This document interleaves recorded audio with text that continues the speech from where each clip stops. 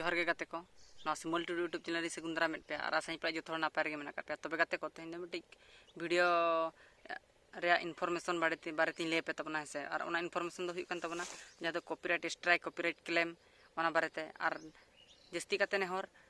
इᱧᱟᱜ ᱢᱮᱱᱫᱚ हुडिंग हुडिंग यूट्यूबर को मेना आकात को तबना नितम आड़ा साकाम लेका को सस्तायन गया तबना है जो हर को पोस्ट ए यूट्यूब रे चेक लेका रे अर्निंग आबन जो ओना जिनिस को उयहर तबना है आदो नोआ इᱧᱟᱜ मेनदो जाते हुडिंग हुडिंग यूट्यूबर को मेना आकात को तबना उनको जो गे सपोर्ट को तबन पे है और जहां तिना मारांग काना पे अब सब्सक्राइबर जहां 50K खन चेतान मेना आकात को तबना बांग मा स्टूडियो वर्जन को आड़ागे तबन और बांग नोआ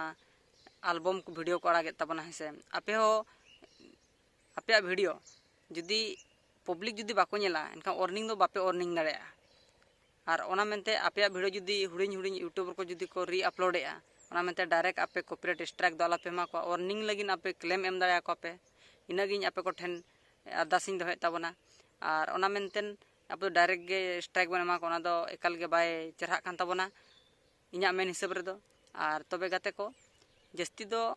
नोआ मेन लगित गे नोआ वीडियो दोኝ बनाव ले तहन तबना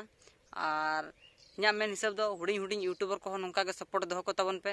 और जहां को जुदी नोआ चैनल रे हबन नवा गे एनखान लाइक शेयर सब्सक्राइब वाला पे हिन तबना नोआ चैनल रे नोंका गे सपोर्ट एमो तबन पे